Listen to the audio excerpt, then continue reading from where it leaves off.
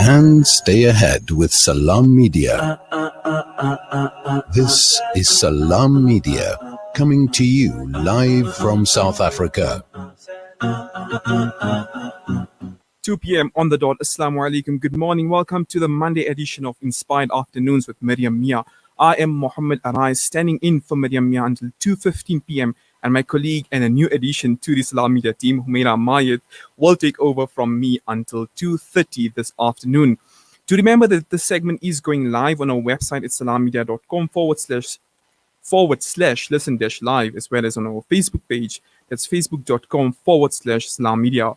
Of course, our studio calling line is 010-880-2396, and you can interact with us via your messages and voice notes on 061-766-0355. And of course, you can tweet us at Salam Media using the hashtag Inspired Afternoons. Coming up at 2:35 p.m. with Miriam Mia, a strong and solid show loaded this afternoon. First of all, Miriam Mia is going to be in conversation with Michael Abramson, giving his insight into online Power Brain courses. And then later, she is going to be catching up with Rehan Jeevan, a physics educator, giving tips and advice on how to prepare for your matric year. Now, allow me to welcome Humaira Mayed joining me in studio this afternoon. I'm sure you have seen those wonderful articles on Salam Media's online portals, and many of them have been authored by Humaira Mayed. May I add, one of my favorite writers. Assalamu alaikum, Humaira. Welcome to the program. Walaikum salam. Thank you so much for having me. Only a pleasure. Now, first of all, tell our listeners, who is Humaira Mayed? You know, your academic background, your passion for media, just overall, who is Humaira Mayed? Well, I'm studying a BA at Wits, and I'm majoring in international relations, political studies, and English literature. And I think my passion for media set in quite a while ago. I've always avidly followed the news, and I think that turned into a remarkable passion for media, especially humanitarian journalism, akin to the kind that Salam Media does. Mm-hmm, mm-hmm. So essentially humanitarian journalism more than anything else, am I right? Yeah, okay. Definitely. And so we're going to be catching up with you every Tuesday afternoons on a segment on Miriam Mia's show, Inspired Afternoons. So what can we look forward to? What sort of content, what sort of segment can our listeners anticipate as from next week, Tuesday? Well, as of next week, Tuesday, I aim to discuss political topics of a softer nature when compared to those discussed on other Salam Media shows, and those which are of general interest to the community, and potential panel discussions and just general topics of interest, such as mental health, the Israeli-Palestinian issue, feminism, and other issues of political significance.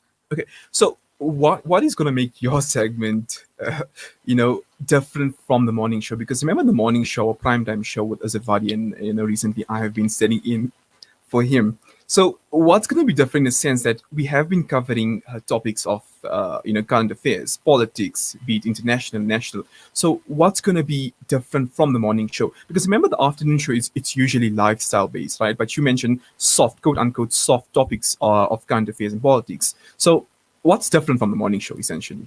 I think I aim to offer a different perspective on the current political issues. While they very well may be discussed in the morning show, I think, like I said, I'm going to be taking a softer angle, and the morning show is much more hard-hitting, and I aim to go in from a different angle, perhaps, and just offer different perspectives. Okay. So you're going to be working very closely with Shazia, and Shazia is, I always love Shazia on the other end of the studio because she does a wonderful job when it comes to playing those amazing clips, playing those videos, playing those sound bites. So yeah, you're going to be working closely with Shazia. So I highly recommend that you build a very strong relationship with her. And Shazia is not laughing for some odd reason, but nonetheless. And our listeners and I would like to know, what's your secret to good writing? Because you have been writing for Salam Media, we have been reading your articles. So tell us, how can one write as well as you do? I'd like to say experience. I've been writing for Salam Media since 2018. And I've written for several other publications. And I think just like that, coupled with university work, just really helps me to shape my writing style.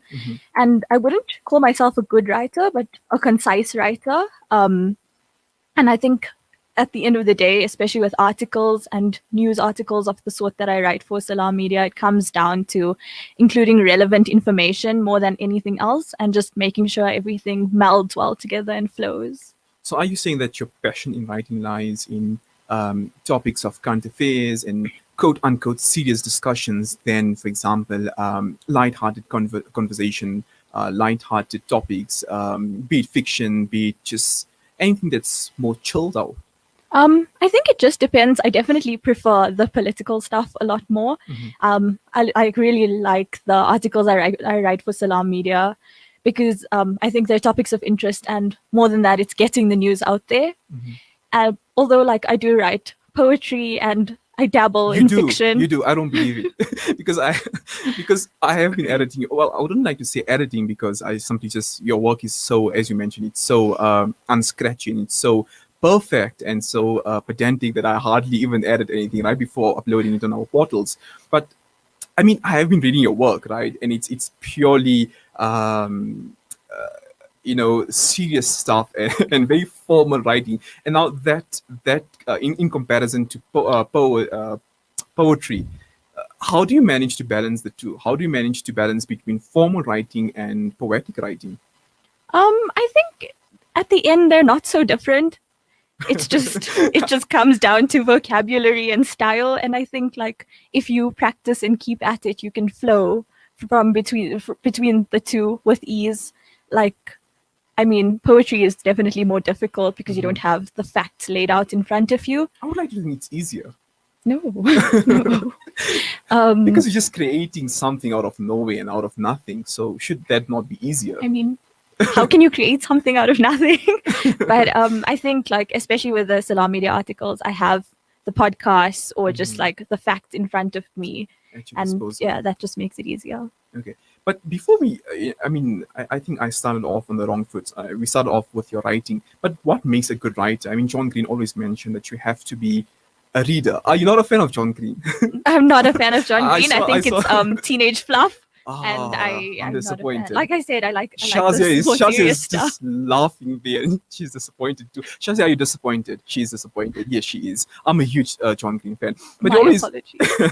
no, that's fine. But you always says that in order for you, or in order for a person to become a good writer, he or she has to read a lot. So when did you start with this journey as a writer? So when did you start, or when your inclination towards reading? Obviously, in order to become a good writer, when did it all start? I think I've always been inclined towards reading. Like, I can remember ever since I was a little girl, like I used to read like continuously. I would like read the Harry Potter series in a week and like think that was an achievement. And I think as I went through high school and then university, I think like my choices and like my favorite books progressed definitely. And then I think once university started, I shifted to like a more political style of reading, and like and I think that informs my writing a lot. Okay, so finally, right, you're going to be taking over from me until 2:30 p.m. sitting in for Mariam Mia. So what's coming up after the break at 2:20? So at 2:20, I will be talking to the director of Africa for Palestine, that is Muhammed Desai, about the controversy surrounding the remarks made by Chief Justice Mogoeng in a webinar hosted by the Jerusalem Post. Okay. And it's, this morning, while I was studying for Azhar, right, the initial complaint was laid by Africa for Palestine against Mogoeng. And Mogoeng, in his response to Africa for Palestine's complaint, he mentioned that the judicial service, I think it's Article 12 of the Judicial Service Conduct, it prohibits judges from speaking on local topics, political topics and topics of interest that are of national level, but not of international level. What do you have to make of that? I think in this very globalized and cosmopolitan world, judges should be, well, I wouldn't say prohibited, but I think regulated to a sense. Their opinions hold so much sway. And in passing a comment like that, Mogoeng may very well shape the opinions of thousands, if not millions, of South Africans surrounding the apartheid state of Israel. He's a very influential figure. And I think he could very easily change people's opinions. Like, for example, he like justified the creation of Israel under like the banner of Christianity. And I think that could be very damaging. But me, right, in particular, coming from a legal background, I have studied LLB and I've practiced for a year. It becomes very difficult to balance a judge's right to freedom of speech versus his limitation as a justice, especially as a chief justice of a country. So for me, it's a dilemma. How do you strike a balance between a person's, particularly the chief justice's, freedom of speech and his once again his limitation to what he has to say, which could perhaps and possibly shape opinions of many others. So that's certainly a challenge for me. But I'm definitely looking forward to the conversation with Muhammed Desai, Director of Africa Palestine. But nonetheless, I wish you all the best, and I'm looking forward. I'm definitely going to tune in from behind the scenes and listening to your discussion with Muhammed Desai. And I wish you all the best for this afternoon and for your segments from next week, Tuesday onwards. Thank you. Are you willing to do your part to help those in need? Water is a human right and is essential to all life. We take it for granted every single day, but many people living in Africa do not have access to clean water. Africa Muslims Agency is building water wells to assist those in need. One water well costs 12,000 Rand and benefits hundreds of people. A gift of water is a gift of life. What will your donation be, and how many lives will you change? Call Africa Muslims Agency on 011 834 8685 or donate online at africamuslimsagency.co.za. Dad, well, I've been chatting with an investment broker today and... Broker? Did the broker tell you that our economy is a mess? There's bushfires in Australia, America wanted World War III, and now the coronavirus is traveling around the world.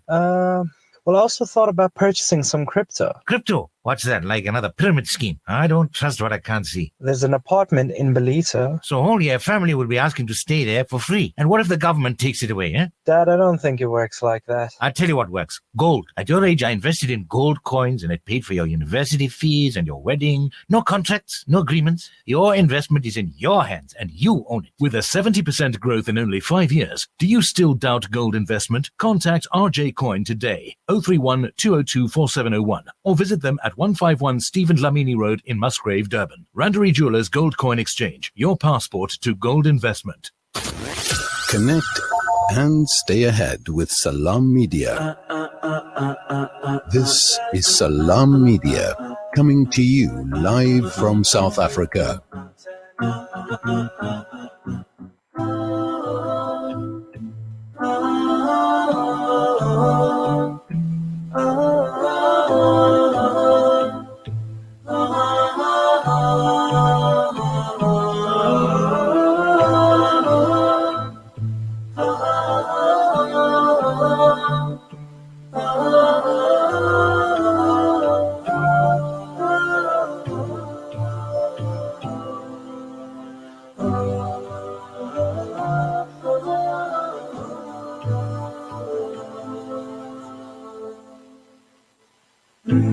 Every day we tell each other that this day will be the last, and tomorrow we all can go home free, and all this will finally end. Palestine, tomorrow will be free. Palestine, tomorrow will be free.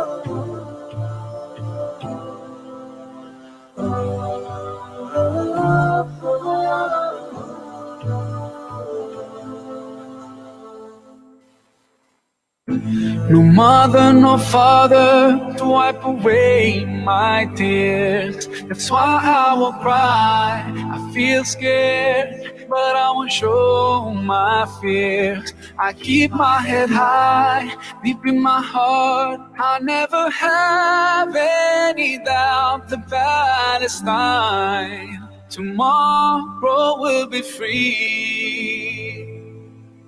Palestine, tomorrow will be free. I saw those rockets and bombs shining in the sky, like drops of rain in the sun's light, taking away everyone dear to my heart, destroying my dreams in a blink of an eye. What happened to our human rights? What happened to the sanctity of life and all those other lives?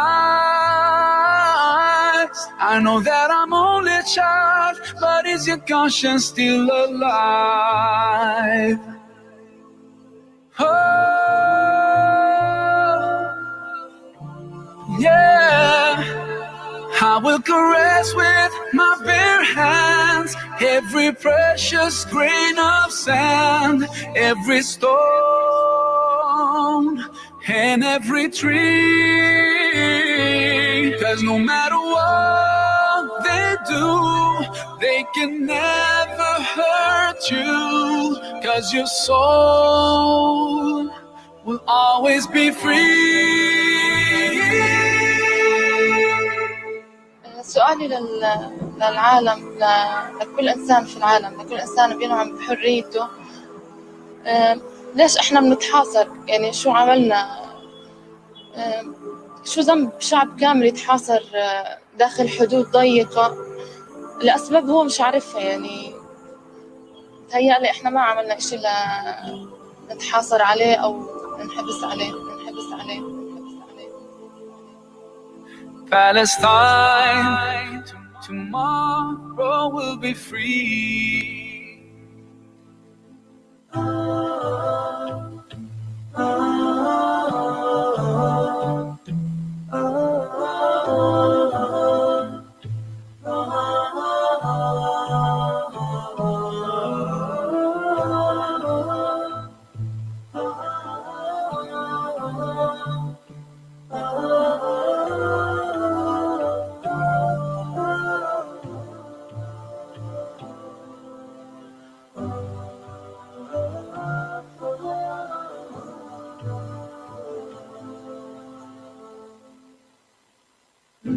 No mother, no father to wipe away my tears. That's why I will cry. I feel scared, but I won't show my fears. I keep my head high, deep in my heart. I never have any doubt that Palestine tomorrow will be free. Palestine tomorrow will be free. I saw those rockets and bombs shining in the sky, like drops of rain in the sun's light, taking away everyone dear to my heart, destroying my dreams in a blink of an eye. What happened to our human rights? What happened to the sanctity of life and all those other lives? I know that I'm only a child, but is your conscience still alive? Oh, yeah. I will caress with my bare hands every precious grain of sand, every stone and every tree. 'Cause no matter what they do, they can never hurt you. 'Cause your soul will always be free. سؤالي للعالم، لكل إنسان في العالم، لكل إنسان بينعم بحريته. ليش إحنا بنتحاصر؟ يعني شو عملنا؟ شو ذنب شعب كامل يتحاصر داخل حدود ضيقة؟ Connect and stay ahead with Salam Media. This is Salam Media, coming to you live from South Africa. Chief Justice Mogoeng's remarks on Israel has been met with criticism from various quarters. The ANC wants Parliamentary Speaker Muhammed Desai to have a word with the Chief Justice. The EFF and the Chief of the Mvezo Traditional Council, Mandla Mandela, are calling on the Chief Justice to retract the statements. Human rights organization #Africa For Palestine intends laying a complaint with the Judicial Service Commission. Now, during a webinar hosted by the Jerusalem Post, the Chief Justice expressed his support for Israel. It's 2:20. Welcome to Salam Media. You are tuned into Inspired Afternoons. I'm Humaira Mayat, standing in for Mariam Mia until 2:30. This segment will be streaming live on our website, salammedia.com/listen-live, and on our Facebook page, facebook.com/Salam Media. In a webinar with the Jerusalem Post, a Zionist-run Israeli publication, South Africa's Chief Justice, Mogoeng, along with South Africa's Chief Rabbi, expressed his support for the settler colonial state of Israel. Comments made by the Chief Justice sparked outrage both in South Africa and in the international community.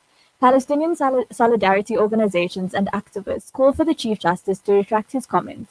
Mogoeng, however, has stated that he will not do so, claiming that he stands firmly by what he has said. Africa For Palestine has laid a complaint against the Chief Justice following his anti-Palestinian remarks. Today, we will be joined by Muhammed Desai, Director of Africa For Palestine. Welcome to the show. Mira, thank you so much for having me. Thank you so much for joining us. We'll just get right into things. So, following the Chief Justice's comments, we have seen more and more South Africans showing interest in the Israeli-Palestinian issue. Is Mogoeng influential enough to shape the opinions of individuals, allowing them to feel sympathy towards the Zionist cause? So I think that there are three parts. The first part is that the South African public in general is becoming better and better versed with the issue of Israel and Palestine. We see how ordinary members of our various communities across South Africa took to task, for example, DJ Black Coffee, or held Sashi Naidu accountable for some of her remarks. And you see a better interaction, a more informed and educated position coming from the South African public in general. And I think that we had a bit of a lull, and now we're seeing an increase. And this is perhaps this is due to the kind of work that the various Palestine solidarity organizations and media houses are doing in our country in order to better equip people with the necessary information. So that's the first part. But then the second part is more of a political issue, and as you have rightly pointed out, the African National Congress, the Economic Freedom Fighters, various other political and civil society organizations have come out slamming and condemning the Chief Justice's comments. At a political level, the comments were unintelligent, ignorant, and just downright brainless. But where we come in as Africa For Palestine is that, again, as you have pointed out, is that we feel that the Chief Justice has violated the Judicial Code of Conduct, and that it wasn't his place to enter a political discussion. This is not our wish, but this is the rules that he in fact drafted and that are part of the JSC Code of Conduct. So that formed the basis of our complaint. And in addition, we also pointed out the fact that there is currently a case involving Israel and Palestine at the Constitutional Court, which the Chief Justice is actually part of, and that in the very least, he has now shown that there is actually a bias, and therefore he should have recused himself. Okay, thank you so much for that. And furthermore, the ANC, along with an array of other organizations, have expressed concern over the remarks made by the Chief Justice, as well as his pro-Israel stance. Do you imagine them expanding on these and giving them more space in the public sphere, the ANC specifically, now that the Chief Justice has refused to retract his remarks? Yes, the ANC has done two interesting things. The first is that they first called upon Tanti Modise, the Speaker of Parliament, to have a conversation with the Chief Justice, and we are hopeful of this. We know that the Speaker of Parliament has been a long-time supporter of the Palestinian struggle. But in addition, they've also, within a National Executive Committee meeting, discussed this matter specifically, and have also called on the President to engage with the Chief Justice.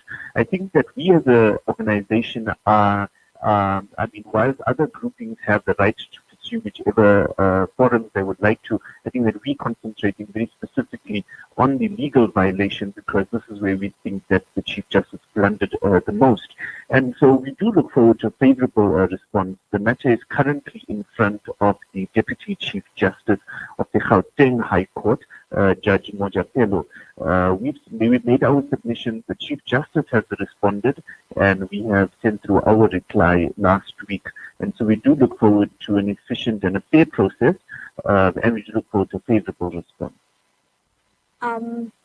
And then, by using religion to justify his dehumanization of Palestinian people and his support of Israel, the Chief Justice has placed himself in a position one may find difficult to criticize, but one which you have called anti-Christian. Would you care to elaborate on this? A good point that you're raising, and one of the interesting issues that has again come out during this whole saga, and I think again it's a reflection of the great Palestine solidarity activism that has been taken on by various communities across our country, is that various churches and church leaders, from the United Congregational Church, the Anglican Church, the Pentecostal churches, have all come out, again, also joining in condemnation of the Chief Justice's conflation and confusion between the biblical land of Israel and the modern state of Israel created in 1948. And many of the churches have also pointed out that he's doing a disservice to the Palestinian Christians who reside in Bethlehem, Jerusalem, and various other cities and towns in Palestine. However, as for his defense that we are attacking his religion, this is foolish of him, and this is really, we would have expected a much better defense by the Chief Justice, because we have made it clear in our submission that ours is not to take to task his religion or his religious beliefs. Ours is to take to task the fact that, firstly, there's an issue of a recusal, given the fact that there's another issue that currently is being heard, and secondly, we make it very clearly that our issue is a violation of the code of conduct. We're not talking about his religion here, we're talking about the political state of Israel, which in fact the Chief Justice himself had refused a Christian to be allowed. In a previous interview a few years ago, there was an interview of an advocate who was being nominated for a judge's position. And somebody had asked the judge that a question on the Israeli-Palestinian issue, and it was the Chief Justice himself that intervened and said that the question is too political, and therefore it should not be something that should be asked in that forum. So he himself has called it a politically contentious issue, and then when it suits him, he claims that it's his religious beliefs that we are attacking, which is completely baseless. Thank you so much for expanding on the religious issue of it all. And just one last question. Following the complaint and now the events which have unfolded, how do you predict this panning out? I think that the first objective and goal is just recognizing the great amount of activity that the Palestine Solidarity Movement in South Africa has achieved, but also the power of the public, members of the public and communities raising issues, whether it's through social media or elsewhere, does actually translate into action. And so we just simply, as Africa for Palestine, are putting ourselves in the larger sort of sentiment of this country. We do feel that Majapelo will be ruling in this matter in a fair amount of time. We don't expect this yet to be dragged out, and we do think that Majapelo will find the Chief Justice in violation of the JSC. We've got a fantastic legal team, including advocates Ben Winks, advocate Sheldon Magardi, attorney Yasin Bam, and they've really prepared a solid complaint on our behalf as a complainant. We're looking forward to a favorable response, and also to send a very clear message that nobody is above the law. Thank you so much for that. We too are looking forward to seeing how this all ends. That was Muhammed Desai, Director of Africa for Palestine. Thank you so much for joining us. Thank you so much, Mira. You too. Miriam Mia will be taking over after 2:30. Thank you so much for tuning in. You know, it's a wonder how kids get any